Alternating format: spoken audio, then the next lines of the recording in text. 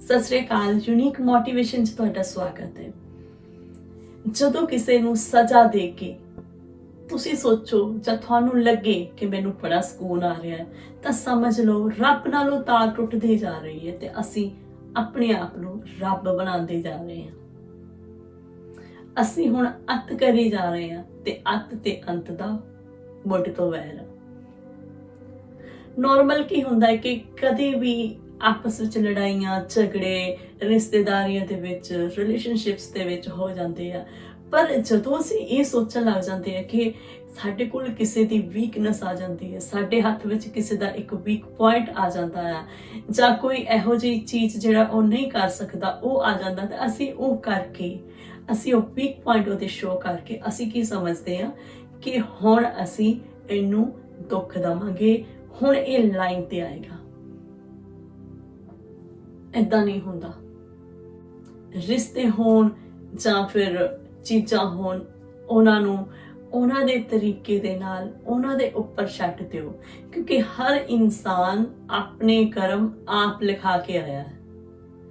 ਹਰ ਇਨਸਾਨ ਦੇ ਕਰਮ ਨੇ ਤੇ ਉਹ ਕਰਮਾਂ ਦੇ ਸਿਰ ਤੇ ਚੱਲਦਾ ਹੈ। ਕੋਈ ਕਿਸੇ ਨਾਲ ਮਾੜਾ ਵਰਤਾਵ ਨਹੀਂ ਕਰਨਾ ਚਾਹੁੰਦਾ, ਇਹ ਸਾਰਾ ਕੁਝ ਕੁਦਰਤ ਆਪ ਕਰਦੀ ਹੈ। ਹੁਣ ਤੁਸੀਂ ਇਹ ਸੋਚਦੇ ਹੋਵੋਗੇ ਕਿ ਜੇ ਕੁਦਰਤ ਆਪ ਕਰਦੀ ਤਾਂ ਜੋ ਮਾੜਾ ਕਿਸੇ ਨਾਲ ਕਰ ਰਿਹਾ ਹੈ ਤਾਂ ਕੁਦਰਤ ਕਰ ਰਹੀ ਹੈ, ਪਰ ਏਦਾਂ ਨਹੀਂ ਹੁੰਦਾ। ਸੋਚਣ ਵਾਲੀ ਗੱਲ ਇਹ ਹੈ ਕਿ ਕਿਸੇ ਕੋਲੋਂ ਆਟੋਮੈਟਿਕਲੀ ਮਾੜਾ ਕੰਮ ਹੋ ਜਾਂਦਾ ਹੈ, ਕਿਸੇ ਦੇ ਉੱਪਰ ਆਟੋਮੈਟਿਕਲੀ ਰੱਬ ਦਾ ਪ੍ਰਕੋਪ, ਉਹਦੇ ਕਰਮ ਉਹਦੇ ਸਾਹਮਣੇ ਆਏ ਹੁੰਦੇ। ਉਹ ਇਨਸਾਨ ਥੋੜਾ ਗਰੀਬ ਹੋ ਜਾਂਦਾ ਆ, ਉਹਨੂੰ ਜਾਂ ਅਮੀਰ ਹੁੰਦਿਆਂ ਹੋਇਆ ਵੀ ਕਿਸੇ ਦੀ ਜ਼ਰੂਰਤ ਪੈ ਸਕਦੀ ਹੈ, ਪਰ ਅਸੀਂ ਉਦੋਂ ਸੋਚਦੇ ਹਾਂ ਕਿ ਲੈ ਜਦੋਂ ਇਹਦੇ ਕੋਲ ਪੈਸਾ ਸੀ ਤਾਂ ਬੜਾ ਤਾਂ ਉੱਡਦਾ ਸੀ, ਹੁਣ ਅਸੀਂ ਇਹਦੀ ਹੈਲਪ ਨਹੀਂ ਕਰਾਂਗੇ, ਉਹਨੂੰ ਤਾਨੇ ਦਿੰਦੇ ਹਾਂ।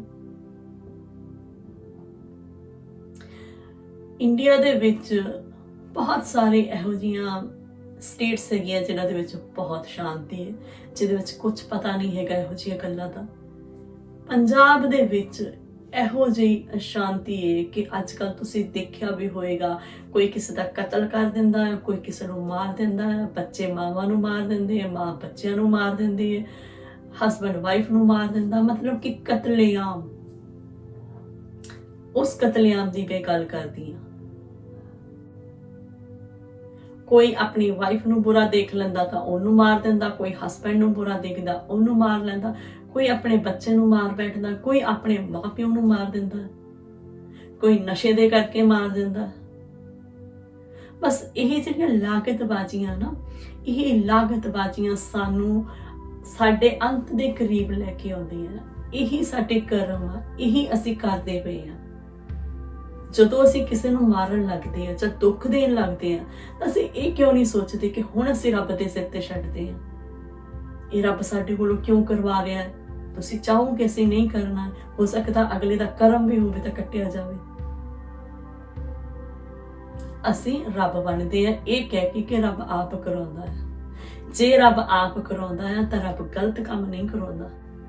ਰੱਬ ਨਹੀਂ ਚਾਹੁੰਦਾ ਕਿਸੇ ਨੂੰ ਤੁਸੀਂ ਦੁਖੀ ਕਰੋ, ਕਿਸੇ ਨੂੰ ਪਰੇਸ਼ਾਨ ਕਰੋ।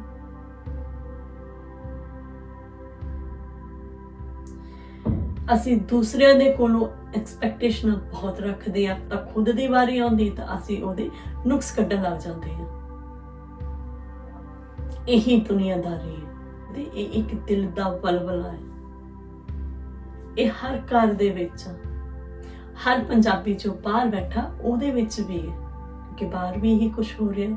ਤੁਸੀਂ ਆਉਂਦੇ ਹੋ, ਬਾਹਰ ਆਉਂਦੇ ਹੋ, ਇੰਨੀ ਸੋਹਣੀ ਦੁਨੀਆ ਦੇ ਵਿੱਚ ਆਉਂਦੇ ਹੋ, ਪਰ ਦਿਮਾਗ ਤੁਹਾਡੇ ਅਲੱਗ ਦੁਨੀਆ 'ਚ ਚਲੇ ਜਾਂਦੇ ਨੇ। ਏਦਾਂ ਸੋਚਦੇ ਆ ਕਿ ਬਾਹਰਲੀਆਂ ਕੰਟਰੀਆਂ ਦੇ ਵਿੱਚ ਬਹੁਤ ਸ਼ਾਂਤੀ ਹੈ। ਸ਼ਾਂਤੀ ਨਹੀਂ ਹੈਗੀ, ਰੂਲ ਰੈਗੂਲੇਸ਼ਨ ਨੇ, ਜੋ ਇੰਡੀਆ ਦੇ ਵਿੱਚ ਅਸੀਂ ਆਪ ਕਰਨਾ ਚਾਹੁੰਦੇ ਹਾਂ।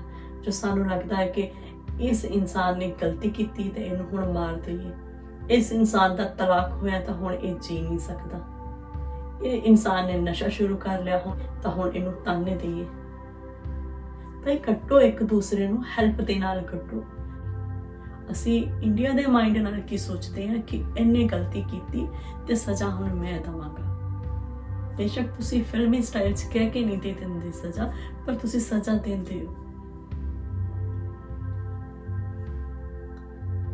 ਜਦੋਂ ਤੁਹਾਡੇ ਆਪਣੇ ਰਿਲੇਸ਼ਨ ਟੁੱਟਣ ਲੱਗਦੇ ਆ ਤੇ ਤੁਹਾਨੂੰ ਦੁੱਖ ਲੱਗਦਾ ਹੈ। ਜਦੋਂ ਤੁਸੀਂ ਕਿਸੇ ਦੇ ਰਿਲੇਸ਼ਨ ਤੋੜਦੇ ਹੋ ਤੇ ਉਦੋਂ ਤੁਸੀਂ ਖੁਸ਼ੀ ਸਮਝਦੇ ਹੋ। ਕਿਸੇ ਦੇ ਵਿੱਚ ਕਦੀ ਵੀ ਕੋਈ ਦਰਾਰ, ਕੋਈ ਤੁਹਾਡੀ ਵਜ੍ਹਾ ਨਾਲ ਕੁੜਿੱਤਨ ਪੈਦਾ ਹੁੰਦੀ ਹੈ, ਤੁਸੀਂ ਬਹੁਤ ਹੱਸਦੇ ਹੋ, ਤੁਹਾਨੂੰ ਲੱਗਦਾ ਹੈ ਕਿ ਇਹ ਮੈਂ ਸਹੀ ਕਰ ਰਿਹਾ। ਪਰ ਜਦੋਂ ਆਪਣੇ ਤੇ ਆਉਂਦੀ ਹੈ, ਆਪਣੇ ਘਰ ਦੇ ਵਿੱਚ ਆਉਂਦੀ ਹੈ, ਉਦੋਂ ਅਸੀਂ ਕੁਰਲਾਉਂਦੇ ਹਾਂ। ਮਨ ਨੂੰ ਸ਼ਾਂਤ ਰੱਖਣ ਦਾ ਬਹੁਤਾ ਤੇ ਵਧੀਆ ਤਰੀਕਾ ਇਹੀ ਹੈ ਕਿ ਤੁਸੀਂ ਜਦ ਸੋਚਦੇ ਹੋ ਕਿ ਜੋ ਕਰਦਾ ਉਹ ਪਰਮਾਤਮਾ ਕਰਦਾ, ਫਿਰ ਹਰ ਕੰਮ ਕਰਨ ਲੱਗਿਆ, ਹਰ ਸਟੈਪ ਚੱਕਣ ਲੱਗਿਆ ਇਹ ਸੋਚੋ ਕਿ ਇਹ ਮੇਰਾ ਪਰਮਾਤਮਾ ਸੋਚੇਗਾ ਕਿ ਸਹੀ ਹੈ, ਕਿਉਂਕਿ ਰੱਬ ਸਾਡੇ ਰਸਤੇ ਹੀ ਆਉਂਦਾ ਹੈ। ਰੱਬ ਸਾਡੇ ਸਾਰਿਆਂ ਦੇ ਵਿੱਚ ਅਗਰ ਹੈਗਾ ਤੇ ਅਸੀਂ ਇੱਕ ਦੂਸਰੇ ਨੂੰ ਹੀ ਸਮਝਾ ਸਕਦੇ ਹਾਂ, ਨਾ ਕਿ ਉਹਨੇ ਆ ਕੇ ਕਹਿਣਾ ਸਾਡੇ ਸੁਪਨੇ 'ਚ ਆ ਕੇ ਜਾਂ ਕਿਸੇ ਦੇ ਜ਼ਰੀਏ ਆ ਕੇ ਕਹਿਣਾ। ਕਿਉਂਕਿ ਹੁਣ ਤਾਂ ਉਹ ਜ਼ਮਾਨਾ ਕਿ ਅਸੀਂ ਸਾਦਾ ਸੰਤਾਂ ਨੂੰ ਵੀ ਨਹੀਂ ਮੰਨਦੇ। ਅਸੀਂ ਸੋਚਦੇ ਇੱਕ ਸਭ ਪਖੰਡ, ਜੇ ਸਭ ਪਖੰਡ ਆ ਪਰਮਾਤਮਾ ਸਾਡੇ ਵਿੱਚ ਆਉਂਦਾ ਹੈ ਤੇ ਕਿਉਂ ਨਹੀਂ ਅਸੀਂ ਸਮਝ ਲੈਂਦੇ ਕਿ ਚੰਗਾ ਕੰਮ ਉਹ ਕਰਵਾ ਸਕਦਾ ਪਰ ਮਾੜਾ ਨਹੀਂ ਕਰਵਾ ਸਕਦਾ। ਅਸੀਂ ਖੁਦ ਕਿਸੇ ਦਾ ਖੂਨ ਕਰਕੇ, ਖੁਦ ਕਿਸੇ ਨੂੰ ਘਰੋਂ ਕੱਢ ਕੇ ਅਸੀਂ ਇਹ ਸੋਚਦੇ ਹਾਂ ਕਿ ਇਹਦਾ ਕਰਮ ਆ। ਨਹੀਂ, ਰਿਸ਼ਤੇਦਾਰੀਆਂ ਨੂੰ ਰਿਸ਼ਤੇਦਾਰੀਆਂ ਸਮਝੋ। ਹੁਣ ਇੱਕ ਇਹ ਬਹੁਤ ਚੱਲ ਪਿਆ ਕਿ ਆਪਣਾ ਖੂਨ, ਕਈ ਲੋਕਾਂ ਦੇ ਆਪਣੇ ਬੱਚੇ ਨਹੀਂ ਹੈਗੇ ਤਾਂ ਉਹ ਦਰ ਬਦਰ ਧੱਕੇ ਖਾਂਦੇ ਨੇ। ਕੁਝ ਸਾਲ ਜਦੋਂ ਮੈਂ NGO 'ਚ ਕੰਮ ਕੀਤਾ ਸੀ ਤਾਂ ਬਹੁਤ ਫੋਨ ਆਉਂਦੇ ਸੀ ਕਿ ਸਾਨੂੰ ਬੱਚਾ ਗੋਦ ਚਾਹੀਦਾ, ਕੋਈ ਗਰੀਬ ਘਰ ਦਾ ਬੱਚਾ ਹੋਵੇ ਪਰ ਉਹ ਸਾਨੂੰ ਦੇ ਕੇ ਪੁੱਛਣ ਨਾ, ਲਿਖ ਕੇ ਲਾਵਾਂਗੇ, ਪੁੱਛਣ ਨਾ ਤੇ ਸਾਨੂੰ ਬੱਚਾ ਚਾਹੀਦਾ ਹੈ। ਸੰਸਥਾਵਾਂ ਵੀ ਬੱਚਾ ਨਹੀਂ ਦਿੰਦੀਆਂ ਕਿਉਂਕਿ ਬਹੁਤ ਸਾਰੇ ਉਹਨਾਂ ਦੇ ਜਿਹੜੇ ਆ ਰੂਲ ਰੈਗੂਲੇਸ਼ਨ ਉਹਨਾਂ ਦੇ ਉੱਪਰ ਜਾਣਾ ਪੈਂਦਾ ਹੈ ਤਾਂ ਸ਼ਾਇਦ ਕਈ ਵਾਰੀ ਕੋਈ ਨਹੀਂ ਪੂਰੀ ਕਰ ਸਕਦਾ। ਸੋ ਕਈ ਲੋਕੀ ਕੀ ਹੈਗੇ ਕਿ ਹੁੰਦੇ ਹੋਇਆਂ ਬੱਚਿਆਂ ਨੂੰ ਧੱਕੇ ਦਿੰਦੇ ਆ।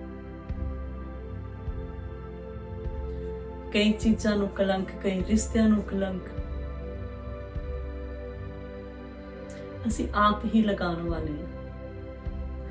ਤੁਸੀਂ ਆਪਣੇ ਆਪ ਨੂੰ ਦੁਨਿਆਵੀ ਚੀਜ਼ਾਂ ਤੋਂ ਉੱਪਰ ਚੱਕੋ। ਜਿੱਥੇ ਇਨਸਾਨ ਪੜ੍ਹਿਆ ਲਿਖਿਆ ਹੈ ਕਿ ਨਹੀਂ ਹੈ, ਪਰ ਟੈਕਨੋਲੋਜੀ ਏਦਾਂ ਦੀ ਹੈ ਕਿ ਹਰ ਪੜ੍ਹਿਆ ਲਿਖਿਆ ਤੇ ਹਰ ਅਨਪੜ੍ਹ ਉਸ ਟੈਕਨੋਲੋਜੀ ਨੂੰ ਯੂਜ਼ ਕਰ ਸਕਦਾ ਹੈ। ਹਰ ਪੜ੍ਹੇ ਲਿਖੇ ਤੇ ਹਰ ਅਨਪੜ੍ਹ ਵਾਸਤੇ ਹਰ ਤਰ੍ਹਾਂ ਦੀ ਟੈਕਨੋਲੋਜੀ, ਈਵਨ ਕਿ ਅੰਨੇ ਵੀ ਪੜ੍ਹ ਸਕਦੇ ਆ, ਈਵਨ ਕਿ ਗੂੰਗੇ ਵੀ ਬੋਲ ਕੇ ਦੱਸ ਸਕਦੇ ਆ, ਜਿਨ੍ਹਾਂ ਦੇ ਕੰਨ ਨਹੀਂ ਹੈਗੇ ਉਹ ਵੀ ਸੁਣ ਸਕਦੇ ਆ। ਤੇ ਇਸ ਦੌਰ ਦੇ ਵਿੱਚ ਅਸੀਂ ਖੂਨ ਦੇ ਰਿਸ਼ਤੇ ਤੇ ਖੂਨ ਤੋਂ ਪਰੇ ਦੇ ਰਿਸ਼ਤਿਆਂ ਨੂੰ ਦੁੱਖ ਦਿੰਦੇ ਆ।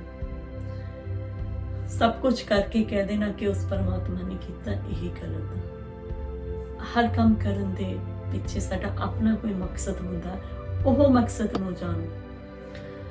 ਆਪਣੇ ਭਲੇ ਵਾਸਤੇ ਤੁਸੀਂ ਕਿਸੇ ਨੂੰ ਬੁਰਾ ਨਾ ਕਹੋ। ਅੱਜ ਤੁਸੀਂ ਕਿਸੇ ਦੇ ਉੱਪਰ ਚਿੱਕੜ ਸੁੱਟ ਰਹੇ ਹੋ, ਕੱਲ ਉਹੀ ਚਿੱਕੜ ਤੁਹਾਡੇ ਤੇ ਪੈ ਸਕਦਾ ਹੈ, ਪਰ ਅਸੀਂ ਡਰਦੇ ਨਹੀਂ। ਅੱਜ ਤੁਸੀਂ ਕਿਸੇ ਦੇ ਬਾਲ ਬੱਚਿਆਂ ਨੂੰ ਗਾਲਾਂ ਕੱਢਦੇ ਹੋ, ਕੱਲ ਤੁਹਾਡੇ ਬਾਲ ਬੱਚੇ ਹੋਣਗੇ, ਕੋਈ ਤੁਹਾਨੂੰ ਕੱਟੇਗਾ। ਹਰ ਇਨਸਾਨ ਦੇ ਉੱਪਰ ਹਾਲਾਤ ਆ ਜਾਂਦੇ ਨੇ ਇੱਕੋ ਜਿਹੇ, ਪਰ ਟਾਈਮ ਲੱਗਦਾ ਹੈ। ਮਾੜੇ ਤੇ ਚੰਗੇ ਦਿਨ ਸਦਾ ਕੋਈ ਹੱਥ 'ਚ ਨਹੀਂ ਫੜ ਕੇ ਬੈਠਦਾ, ਆਪਣੇ ਆਪ ਆ ਜਾਂਦੇ ਨੇ। ਕਹਿੰਦੇ ਨੇ ਜਦੋਂ ਮੱਤ ਵੱਜਣ ਲੱਗਦੀ ਹੈ ਨਾ, ਮੱਤ ਮੂਰਖ ਹੋਣ ਲੱਗਦੀ ਹੈ ਤਾਂ ਪਤਾ ਨਹੀਂ ਲੱਗਦਾ। ਇਹਦਾ ਮਤਲਬ ਕੀ ਹੈਗਾ ਕਿ ਜਦੋਂ ਸਾਡੇ ਕੋਲ ਕੋਈ ਗਲਤ ਕੰਮ ਹੋਣਾ ਤਾਂ ਸਾਡੀ ਪਹਿਲਾਂ ਅਕਲ ਕੰਮ ਨਹੀਂ ਕਰਦੀ। ਸੋ ਇਹ ਗੱਲ ਯਾਦ ਰੱਖੋ, ਆਪਣੇ ਆਪ ਨੂੰ ਹਰ ਦਿਨ ਮੋਟੀਵੇਟ ਕਰੀਏ, ਹਰ ਦਿਨ ਸੋਚੀਏ ਕਿ ਕੀ ਚੰਗਾ ਹੈ, ਕੀ ਮਾੜਾ ਹੈ, ਰੱਬ ਨਾ ਬਣੀਏ। Thank you. ਸਤਿ ਸ਼੍ਰੀ ਅਕਾਲ।